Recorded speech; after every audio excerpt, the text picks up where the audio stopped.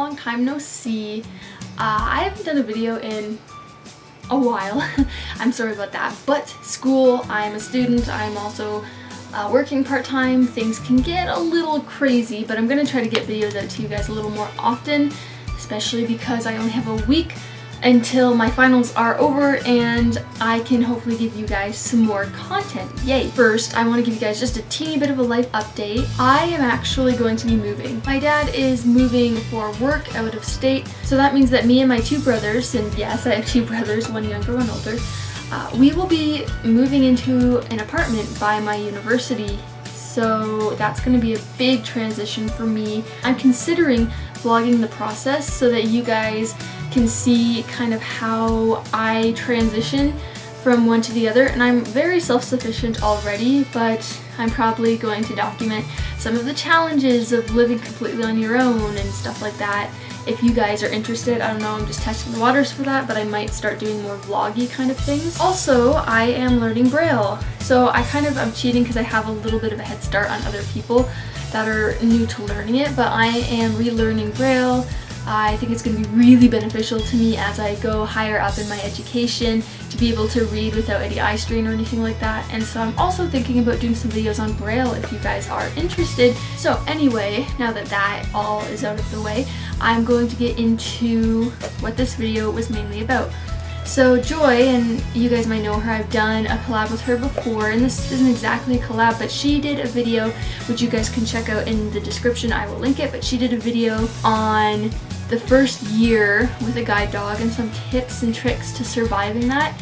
And she commented and said it would be cool if I could do the same video, and I thought, that's a great idea, let's do it. So Cindy and I have been together for almost 14 months now, so just a little over a year, and so we are pretty much at the same spot that Joy is at. She has had her dog for a few months more than I have, but we both survived the first year. And if you are considering a guide dog, I think these videos are really imperative if you want to know what's going to happen, what's going on, because so much stuff happens in the first year of you guys being a team, and it's good to be prepared. Let's just go with that. So anyway, without further ado, no more rambling, let's get into it. So before I actually give my tips for surviving the first year with a guide dog, I need to stress research. So what I mean by that is schools. There are multiple schools in the US. There's about 15, give or take. Some small, some big, some train certain breeds, some have certain training methods. Really, all these schools are different, and it depends on who you are and how you like your dogs to be trained, or your preferences in training, your preferences in the type of dog you're working with. Do you want to work with a really high-strung dog that's going to be a really good worker but harder to manage? Or do you want to work with a softer dog that needs a lot of encouragement but is easier to manage? You know, all of these are really good questions to ask. So before you dive headlong into getting a guide dog, I would highly suggest researching schools. I'm going to try to list all of the schools that I can think of right now, and then your job, if you are wanting to get a guide dog, is to go and look at these schools and decide what works for you best. So we have my school, Guide Dogs of the Desert, we have Guide Dogs of America, we have Guide Dogs for the Blind, the Guide Dog Foundation, the Seeing Eye, Pilot Dogs, Freedom Guide Dogs, Guiding Eyes for the Blind, Leader Dogs for the Blind, Eye Dog Foundation, Occupaz, Fidelco, Southeastern Guide Dogs, Custom Canines for Independence, which does a multitude of different service dogs, but guide dogs are one of those that they do, Gallant Hearts, Mira Foundation if you are younger,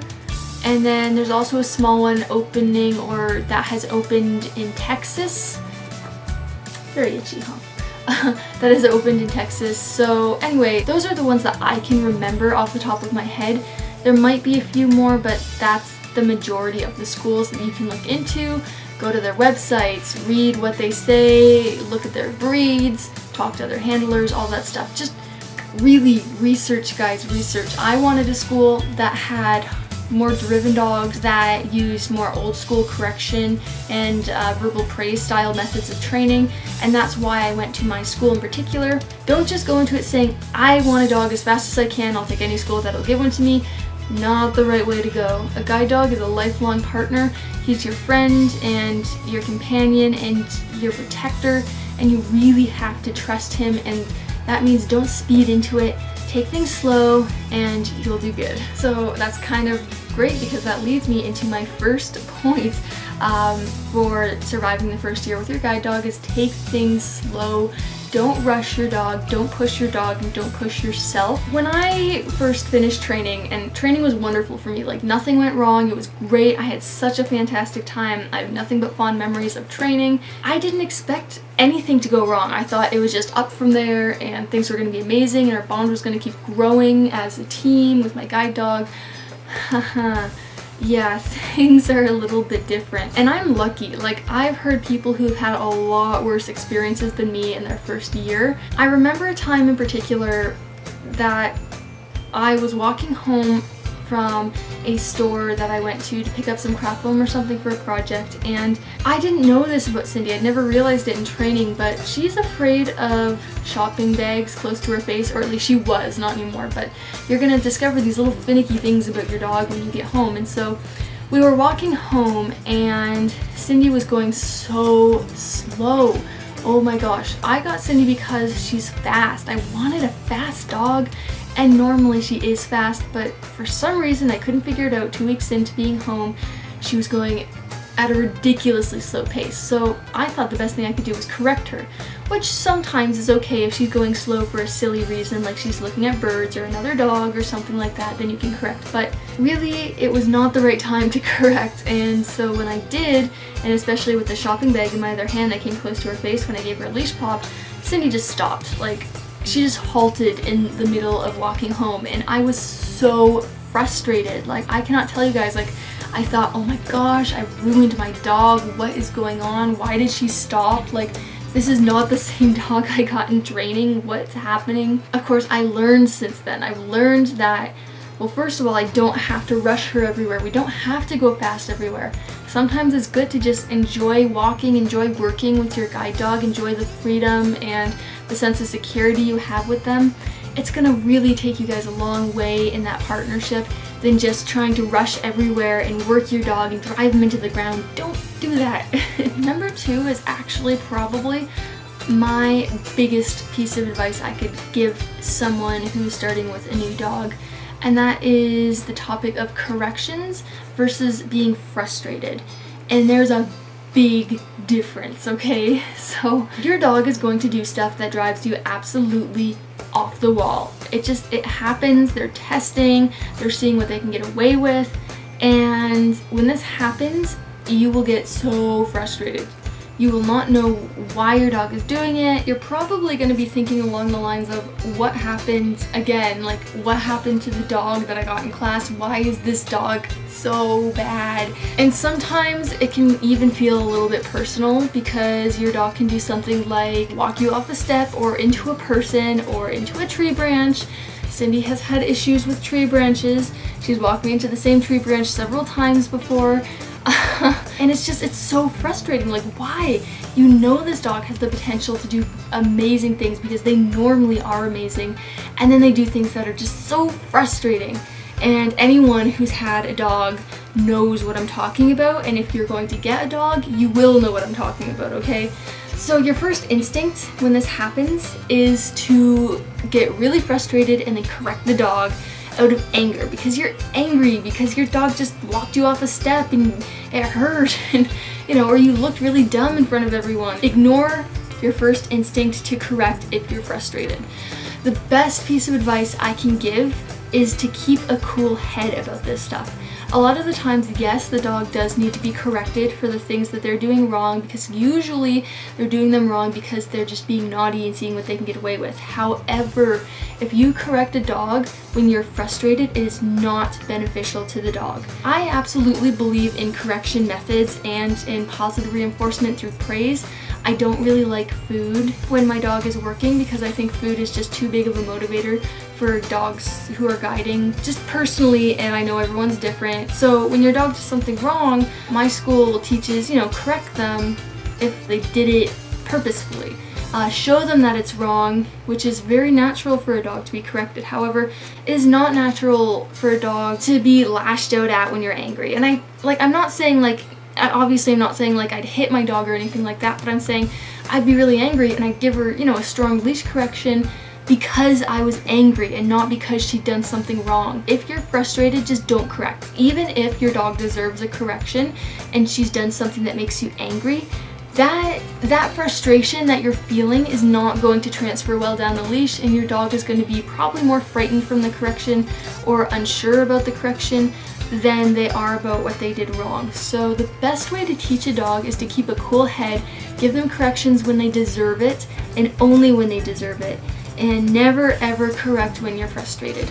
I can't emphasize that more, guys. Just never correct when you're frustrated. It does not go well. If your dog has done something dumb and you need to rework it or whatever, if you're frustrated, stop.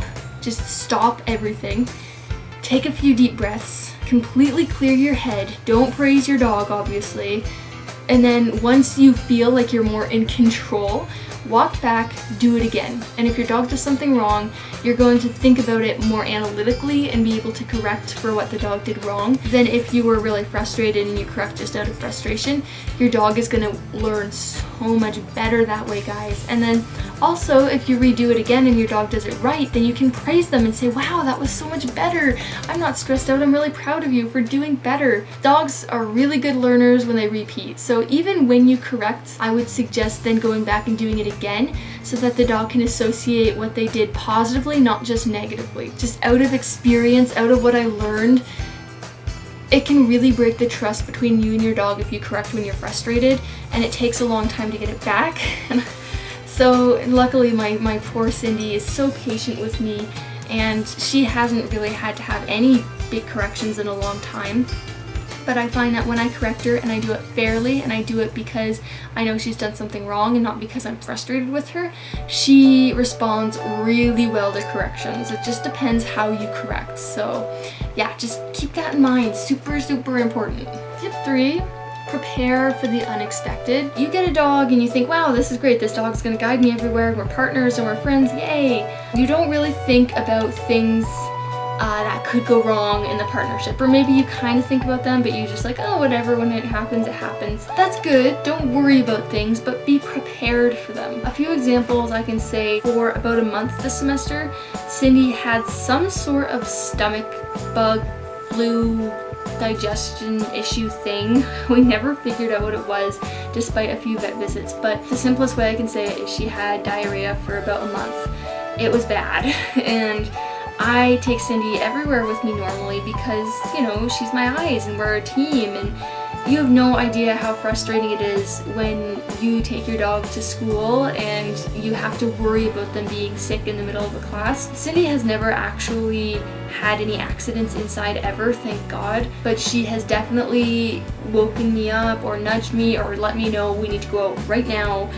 Drop what you're doing. Another thing that happened with me and Cindy is the food that she was sent home with. I don't know, I think I switched it a little bit when I came home. They didn't sell the exact same kind, so I got something really similar, and it made her like skin itchy. It made her really, really itchy. I think she was allergic to something in the food, and so I had to try a few different foods and test things out and see how she did with new foods, and that was, you know, a big process of switching foods and testing things out and waiting a few months to see the results, and then, you know, the extra expense of getting food, figure out where to get it, that kind of stuff. Then you have vet expenses. So Cindy got an ear infection within like 2 or 3 months of her coming home, and I had to be able to take her to the vet and figure out how to do that. Can she work when she has an ear infection?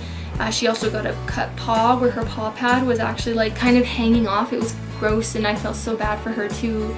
And we don't know how it happened exactly, but that was a big problem, and I didn't even notice it until one day in class she was just licking her foot like crazy, and I looked and her foot is like sliced open. Like, this stuff happens. You have another living creature with you, so things are gonna pop up. Like What do you do when you have to go out and maybe say someone invited you to a concert or something like that and you don't feel comfortable bringing your dog? Like, because you know they'd just be miserable there. Like, that can happen. Things pop up where your dog it isn't a safe environment for your dog to come, and you have to leave them at home or you have to leave them with someone else. I'm training for, some people might know it, the Spartan race, and I'm going to be running with a few other blind athletes, and we're all like, what do we do with our dogs? Like, we're gonna have to find someone to leave them with or something, because we can't obviously bring the dogs to race, and we're volunteering the day before, so this is a 2-day trip that the dogs aren't going to be able to come to. So prepare for that. You know, have a little bit of an extra budget so that you can be able to pay for emergency health care.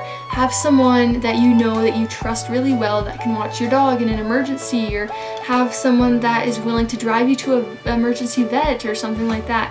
Have supplies, first aid kits, stuff like that. Ask your vet what you need in certain situations so that you're prepared at home if something happens, because things do happen and you need to take care of your pups. I always bring Cindy's shoes with me and paper towels and baby wipes in a plastic bag in case she ever gets sick inside somewhere where I have to just clean it up super fast. She has actually thrown up in one of my classes before. Just be ready for that. Be prepared for all of it. So tip 4.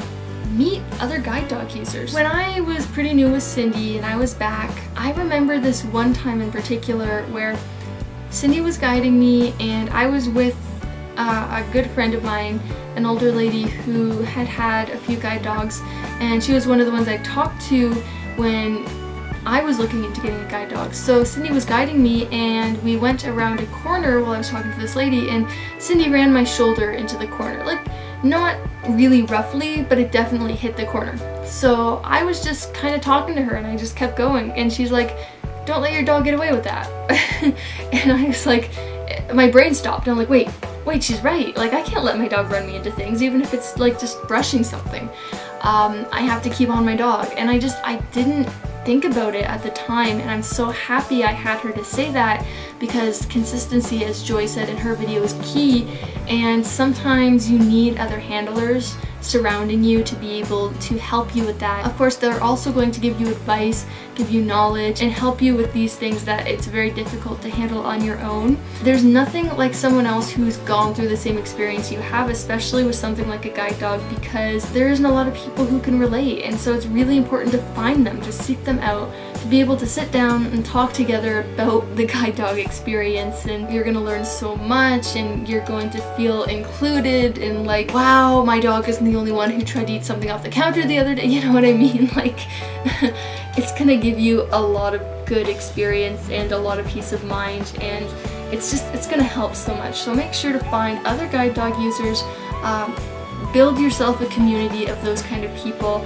It helps a lot. So for tip 5, this is probably pretty self-explanatory, and I kind of mentioned it before, but be ready to deal with the public. I knew that when I got my dog, it would be a difference walking around in public, and I was really excited for that. I thought, wow, this is great, because my dog is going to encourage people to come talk to me, and it's going to help get away that kind of isolation that comes with blindness, where people don't want to approach you because they think you're weird. Like, it totally counteracts that. And I was so excited about it, you know, guide dog, amazing. People are gonna love it, and they're gonna just smile when we come into a room. Well, dealing with the public is like a whole different world than you're used to. Everywhere we go, someone's gonna say, look at that dog, or what a beautiful dog, or hey, look, there's a guide dog, or something like that. And kids will scream when they see her, doggy, doggy, you know. You'll also hear the other end, why is there a dog in here? That dog shouldn't be in here, or stuff like that. Then you're also going to get people actually approaching you. You have no idea how many times someone has come up to me and told me about their little toy poodle that they have, or that they had, or that just passed away, or that their friend has, or that their extended family member has. Like, that sounds really bad, but like, it gets old really fast. And then of course you're gonna have questions. I don't know why, but people love asking me how old Cindy is. I guess because she has like she has a lighter face, and so that's just her coloring, but people think she's older because of it. You get people commenting on like everything you do.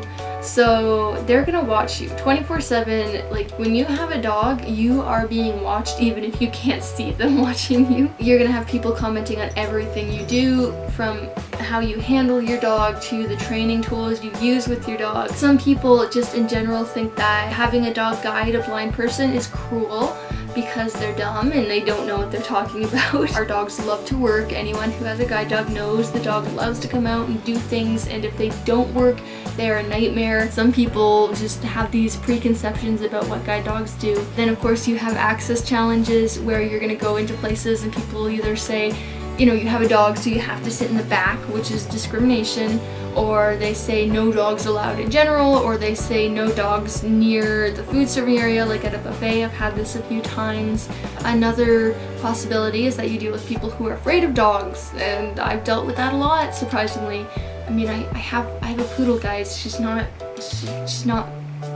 anywhere near vicious, but I've had people who are afraid of her. And then you also have people who just comment ignorantly, like, why do you need a dog if you have a little bit of vision? Or else, why do you use a dog when a person can do what a dog does? And then finally, that I find difficult to deal with is denying people. So you're also gonna have some really sweet people who come up and just either want to pet your dog or want to give them a treat, or, you know, want to give them a hug or stuff like that. And I get it, it's a dog in a place you don't normally see dogs, and it's awesome and fluffy and you want to say hi. That's not a good idea. It distracts the dog from his job. It makes them think that it's appropriate to say hi to every person that comes up to them. So often as a handler, you'll have to say no. And it gets pretty tough when, you know, there's a little kid who runs up and says, can I please pet your puppy? And maybe your dog is just not having a good day, they've been really people distracted, and you know it's not healthy, and you say no, and you can just hear the crestfallen voice of the little kid like, oh, I can't pet the puppy. And you're like, I'm so sorry. Finally, you have to also deal with fake service dogs. This is a topic in and of itself, and I'm a big advocate for upholding the ADA and making sure people don't use dogs inappropriately and have properly trained dogs. You guys are going to be really shocked the first time you go into a Walmart and someone's little chihuahua tries to nip your dog, or someone's dog barks at you from all the way across the store, or someone's dog lunges and tries to bite your dog. All of these have happened to us multiple times as a team. Thank goodness Cindy has never been attacked. We've come close. Like, I remember one time, and this wasn't in a public place, this was just pet dogs, but we went outside our door and one of our neighbors' gates had been left open and all three of their dogs came charging at Cindy, and the little ones were kind of nipping at her feet and kind of trying to jump and bite her face and stuff. I wouldn't really call it an attack, but it was pretty close. Poor Cindy was surrounded by like these three dogs like piranhas. So we have had the little dogs nip at Cindy very often. Luckily we've never gotten into an actual fight where another dog tried to hurt her, but it's been very close where dogs have lunged at her and growled and snarled and snapped at her. It's just, that's the reality of the day and time we live in, guys, is that you have to deal with this, and it's really sad, and it's just an aspect that you will have to deal with when you get your dogs. So just be aware of it. I know that wasn't directly related to the dog's behavior, but I mean, it's just something that I think is important to mention. Anyway, my dog has fallen asleep. She's gotten bored of me talking and has decided that sleeping's the better idea. That was my video, and I hope you guys enjoyed it. I am hoping to do a lot more videos soon, as I said, and I'll try really hard to get those out, and I'm almost done my semester at school, but I'm gonna be crazy busy packing and moving and doing all sorts of stuff, but I really do want to get you guys more videos, so I'll try my best. Okay, so anyway, thanks for watching, guys, and as always, if you have any questions, feel free to leave them down in the comments, and if I feel like it's a broad enough question, I might even make a video to answer it. So, you know, just if you're interested, that's always an option. So thanks for watching, guys, and I'll catch you later. Okay, bye.